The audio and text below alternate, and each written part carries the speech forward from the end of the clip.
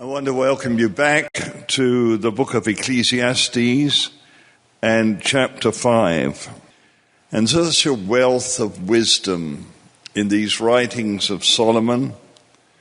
The only regretful thing is that Solomon did not listen to his own teachings. But here in chapter 5, there is an admonition and a warning that when we are in the house of God, we should listen rather than make the sacrifice of fools. And essentially, many people come into the house of God and they make very rash promises. And sometimes after a time they forget what they promised God, but God does not forget. And I'd like to give this illustration. I used to be in Switzerland, and there the president of our work was praying one day, and he said, "Oh, it is a very hard field." And the Lord took him back in a kind of a vision of the night to when he was in Canada, in Montreal, and there in the moving of the Spirit, he had come forward to consecrate his life as a young man to the Lord, and he cried out to the Lord, "Oh Lord, send me to the hardest place on earth." And the Lord said, "I'm just fulfilling your prayer."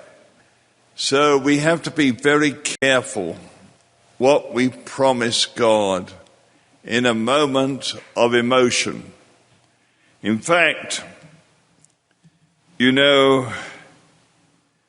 is very clear in verse 5, Solomon said, "It's better that you should not vow than that thou shouldest vow and not pay."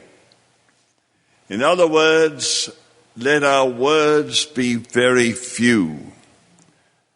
We're told to listen and that our words should be few, but we should be swift to hear.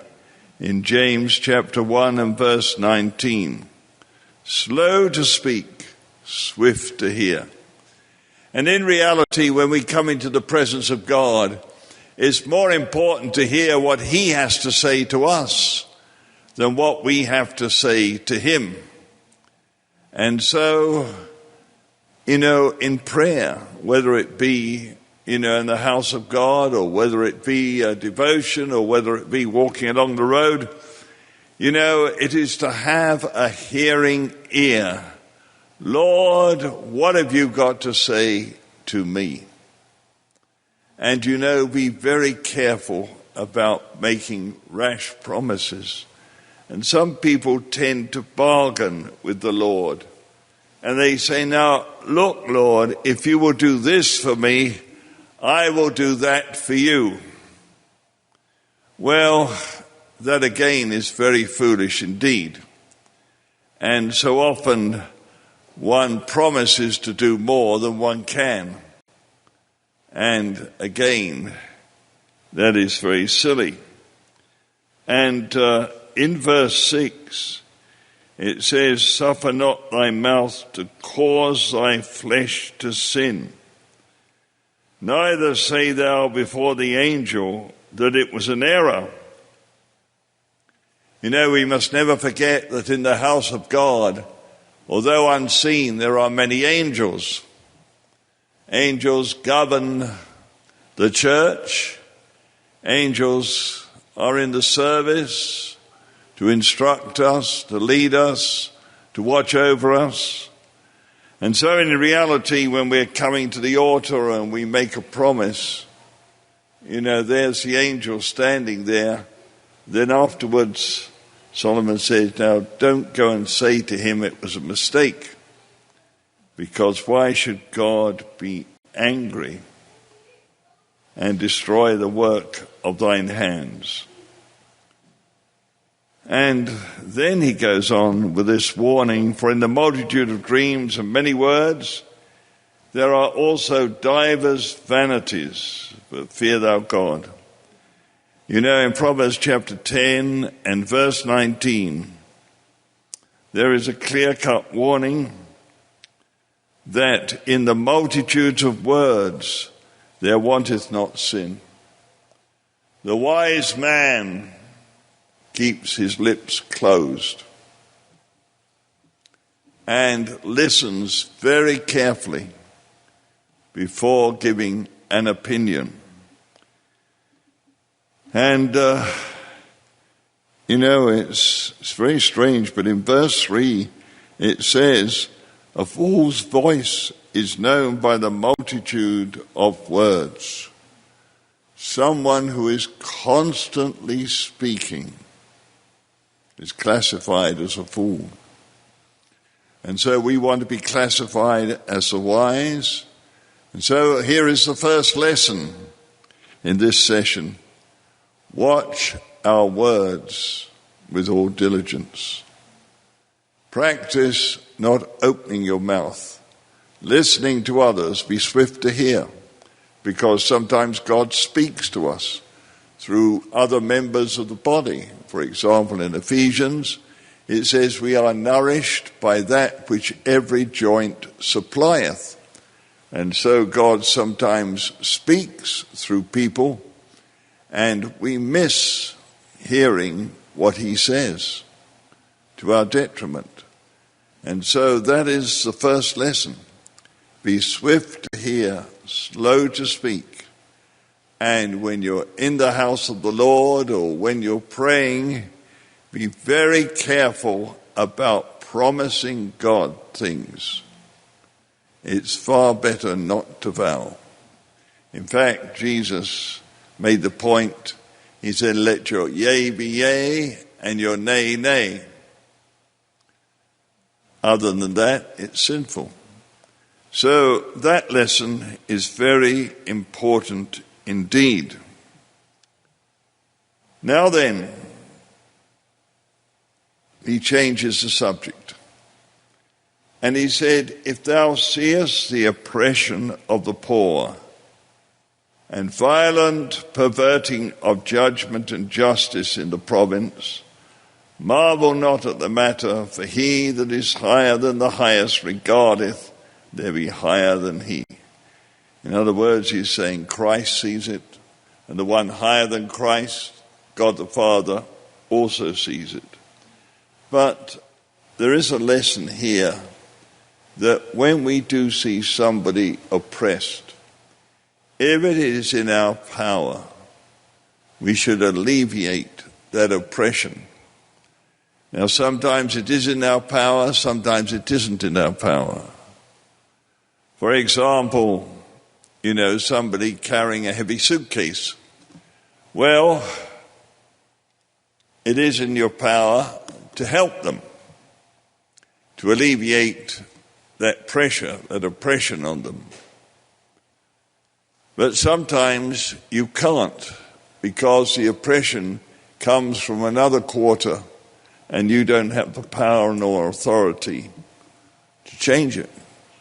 But you can pray that God will change the hearts of kings, that God will change those in authority over those people and alleviate the oppression that they have put on them.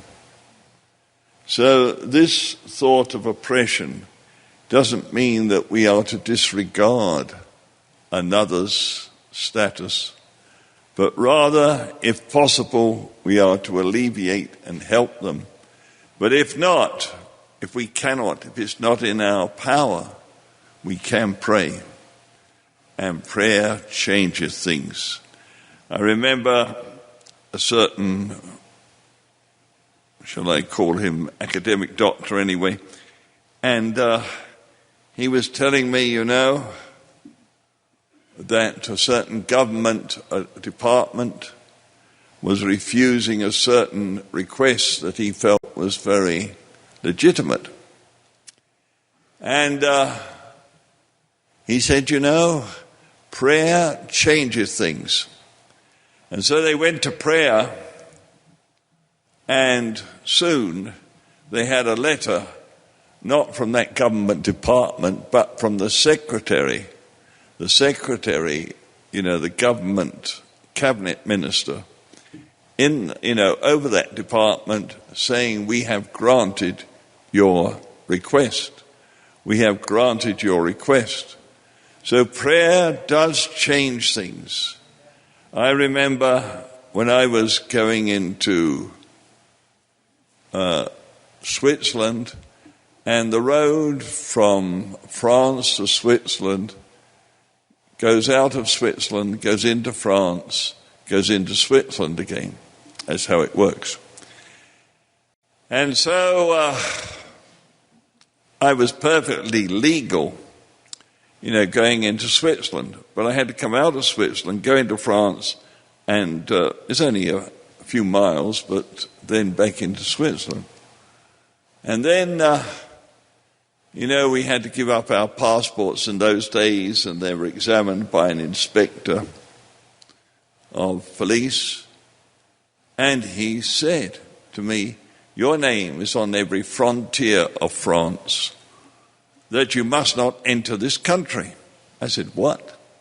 He said, what have you been doing? He said, who are you? Why, I said, I'm a pastor. I don't know what's happened. So he phoned up the governor, equivalent of governor of New York or something like that, to ask what the governor said. And the governor said, well, make him sign a letter that he will not enter France again. Well, I had no option. And then I went into Switzerland, and there was a convention, and the Spirit of God moved in a very powerful way. And I was very concerned about this. I was very young, and to get to England, if I wanted to go back to England, I had to pass through France. They would have put me in prison. And I prayed. And then I received a letter from a certain official in France. You have been granted a visa for, I think it was 11 or 10 years. I thought, this is wonderful. Prayer changes things. And so I had to go back by the very pathway that I'd come into Switzerland by car, and the very same inspector was there. His face got so red, so angry. He said, didn't we tell you not to come into France?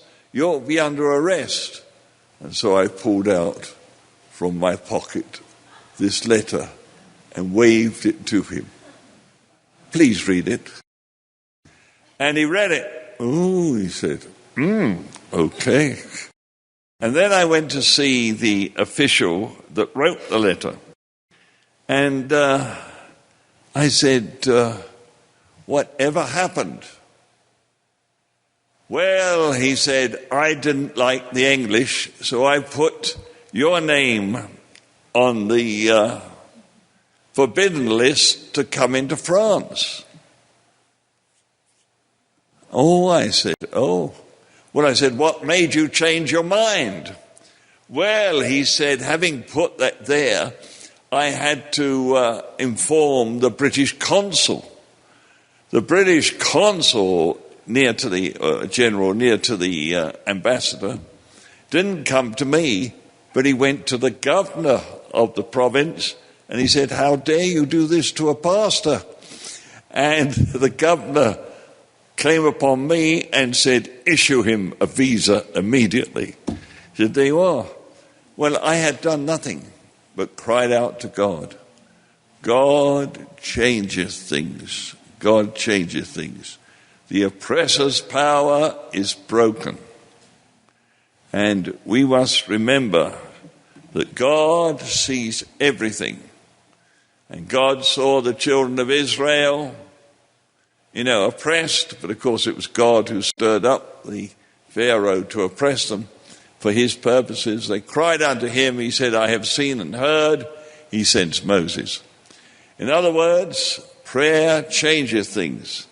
And if, we can't help somebody, we can at least pray and God comes in the scene. All right, that's lesson number 2. Now, lesson number 3 is somewhat different. It's moreover the profit of the earth is for all. The king himself is served by the field. And there God gives the earth for our pleasure, for our nourishment, and we should be thankful for it. And if we walk in uprightness before him, he gives the seasons in their due time, and the result is we are nourished by the earth. But then it changes, and King Solomon considers what people seek during their lifetime. And this is a very important truth. And he says, he that loveth silver shall not be satisfied with silver, nor he that loveth abundance with increase. And then he goes on to say, when goods increase, they are increased that eat them. And what good is there to the owners thereof, saving the beholding of them with their eyes? And it's very true. The thought is, and it said elsewhere, woe to him that addeth field to field. In other words, why seek after riches? Because, it's so difficult, with riches. They trouble the sleep of the owners thereof. And what do riches do? I remember a certain British person who was really a multi-millionaire coming up for a billionaire, and he would own racehorses, he owned an airline, and so forth. And he was asked by some journalists, what are you going to do next with all your money? And he said, really, there are only certain things in life that a person can have. After that, there's nothing worth having. And he loved racing, so he got horses. He loved flying, so he got an airline. But in actuality, he said, those things do not satisfy. They do not satisfy. My wife and I were round a stove in a parsonage where we lived, being pastor of an evangelical church. And the Lord's Spirit came upon us, and the Lord started to speak through us and say, the one thing that everybody seeks is happiness.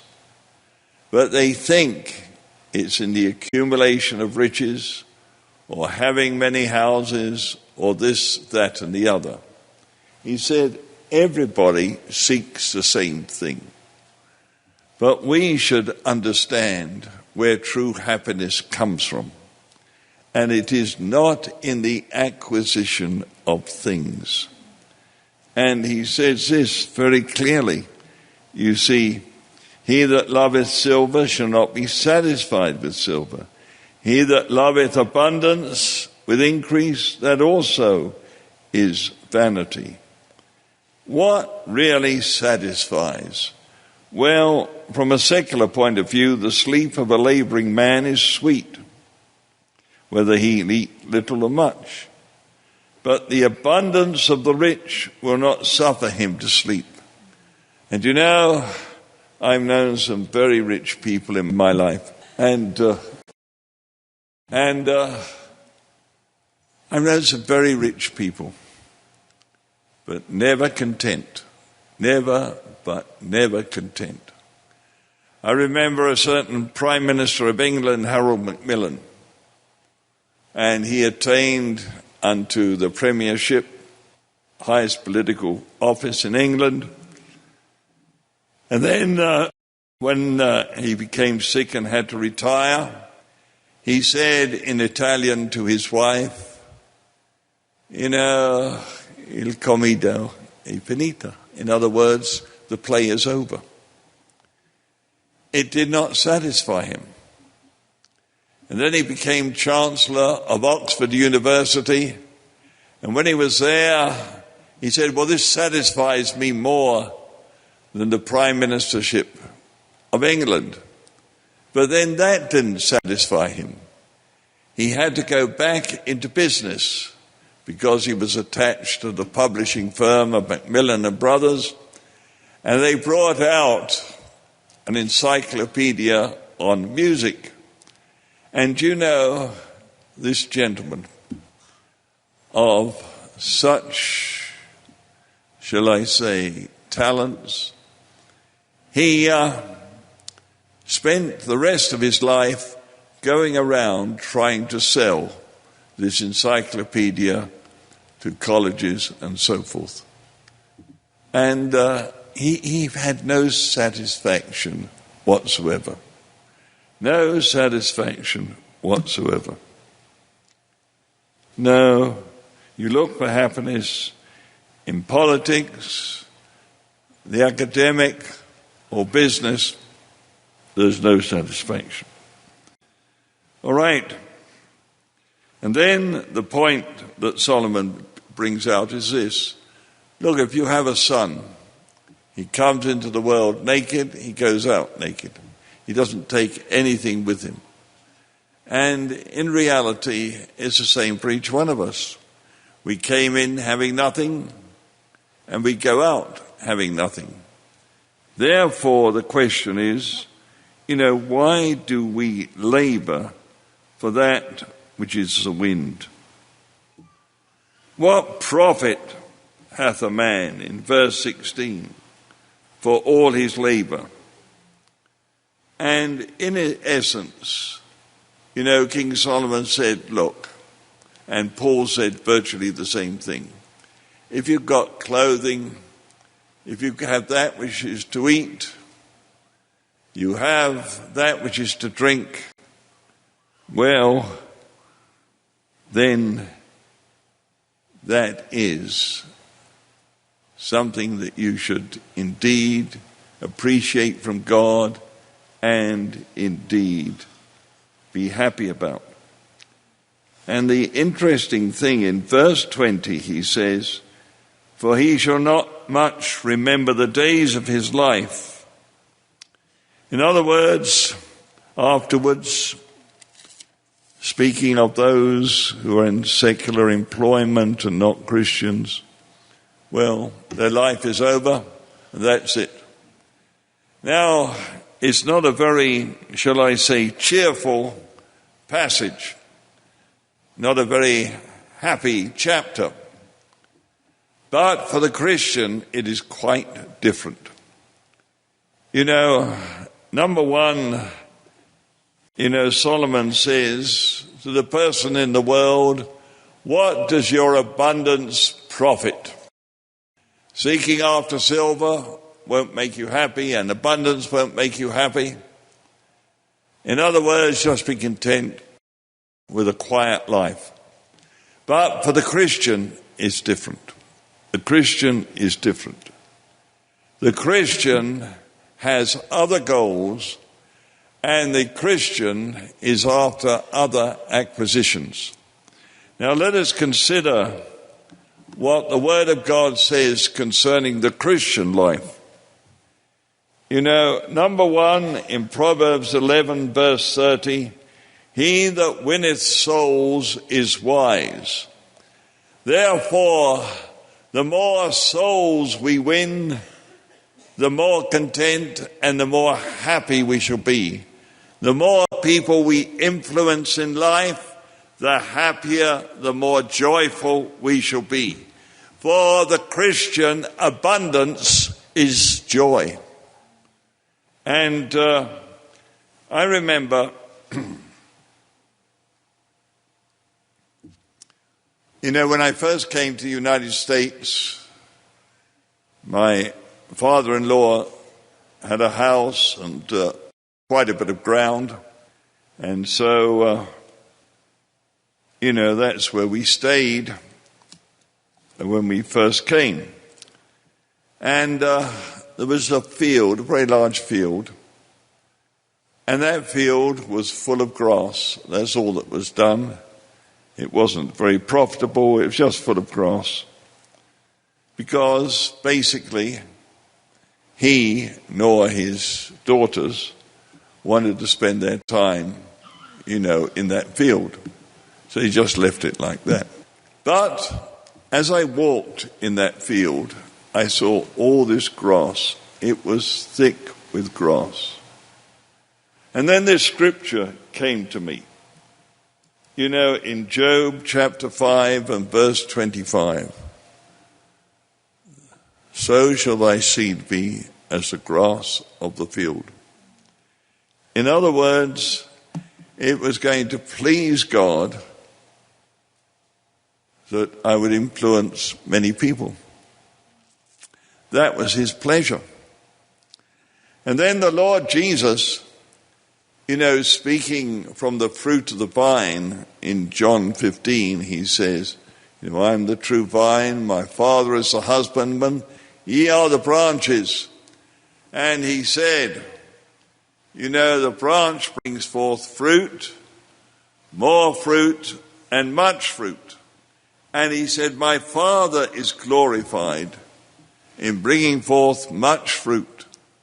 And therefore, the more people we impact in life for good and turn them into the ways of righteousness, the more the Father is glorified. And so you see, the Christian life is so different to the normal life of one in the world.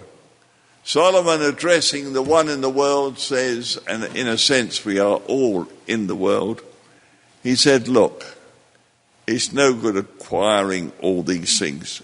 Have you ever moved and you wonder what you've accumulated all the time you're in that house? And you wonder what you're going to do with it? And are you going to take it with you, or are you going to cull it? There was a certain pastor's wife, and we knew the son-in-law who was a pastor and his wife too. And she had a serious operation. And she started calling her children and started giving away some of the knickknacks she had accumulated in her life. And this pastor's wife said to me, that is a sign of death. It is a realization we cannot take it with us, and so we give it away. It has no real value. And the people receiving these knickknacks, really don't need them, and they take them out of courtesy. So, in a very real sense, you see, the things of this world we should hold very lightly. But spiritual things, quite different attitude. And in the spiritual, you see, unlike the natural, the spiritual things are eternal. Everything that we have done here will be reckoned up in heaven. Every act of kindness, every word of encouragement, every, shall I say, way that we have helped a person shall be remembered. Everything we do for Christ, and that is another interesting thing, everything we do for Christ.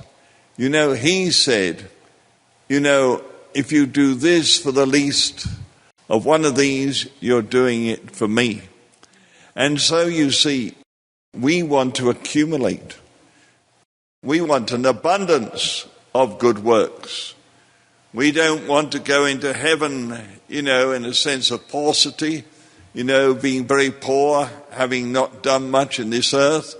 No, we are the exact reverse of what Solomon has advocated for somebody in this world.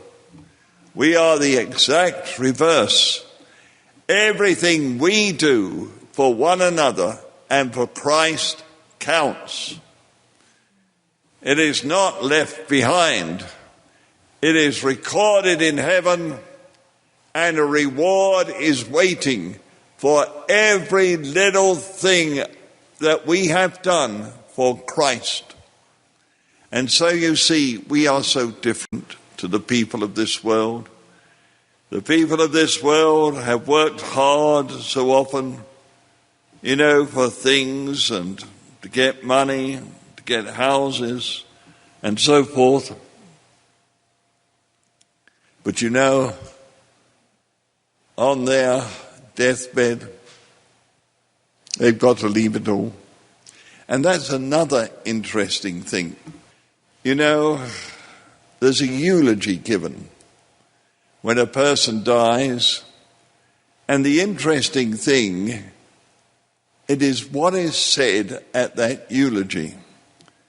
I have never heard a eulogy where someone who's dead, lying there, is praised for all the riches he has acquired.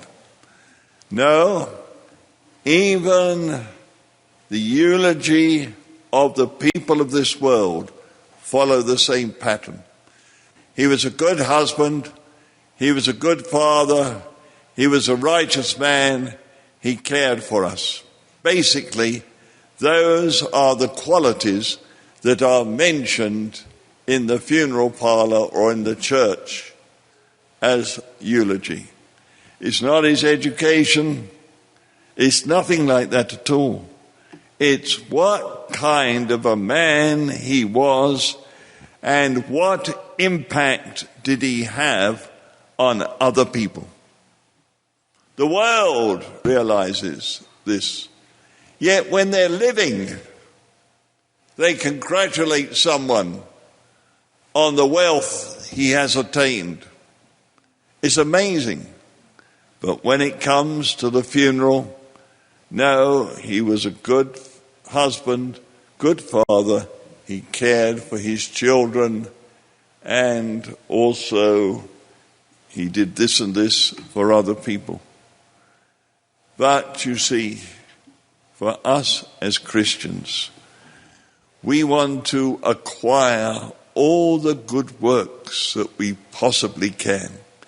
Every time we have an opportunity to help someone, let us do it as though we're doing it for Christ. And actually we are. The Lord was speaking to me about a certain situation. And he said that person is oppressed. And he said, if you can alleviate that oppression, you're doing it to me. And the Word of God says in Isaiah that in all the afflictions of the children of Israel, he was afflicted. And so when we are helping someone, a Christian or others, but basically a Christian, we are actually helping Jesus. If we're helping to lift a load from someone, we're helping him in his affliction, for he is feeling the oppression of that person. And so we want to remember this, that in a very real sense, we are so different from the people of this world. Solomon says to the people of this world, what is the use of you accumulating all these things? You can't take it with you. And if you get more and more things and people. This is something I don't understand, you see, logically. You know, a person has, for example, a business. And that business is prospering. And that business is, you know, giving a revenue that keeps that person comfortable. But you know, that person looks over the wall and wants to acquire another business. You know, what in actuality are they acquiring? Headaches. Because that other business will give them added headaches on top of what they already have. And yet they don't understand those things. It's so wonderful to be content with little in this world. And then, you see, that is this world. And so whilst we're in this world, let us heed to the warnings and admonition of Solomon. Let us not get in over our head. You know, some people want to do this. They borrow, and get in over their head, and then they sink. No, let us divide the secular and the spiritual. The secular, we want to indeed keep to the minimum, but the spiritual to the maximum. And then you see, at the eulogy, yes, he was a good husband, a good father, and so forth. And he did all these things for so many. And so many will testify of the good works that you did. And those things are not forgotten. They are remembered. The secular, they forget their life. But the spiritual remember. And there is a remembrance of everything that we did for good in this life. And I want to encourage you, you know, to be an abundant Christian, an abundant one, influencing many, many people, because every person you influence for good, that will be remembered when you go to heaven, and there will be an appropriate reward. And so may God, you know, be thanked that our lives can be lived with purpose, whereas the people of this earth have no purpose. But may God grant that our eyes will be open and that we will indeed see opportunities where we can help others and so have an abundance of good works as we enter the kingdom of heaven. God bless you. May you indeed be abundant in good works, and may your offspring or the people that you have influenced be like the grass of the field. When you go out of here, look at the grass. It's abundant everywhere. And may God grant that the people that you influence will be likewise abundant. God bless you.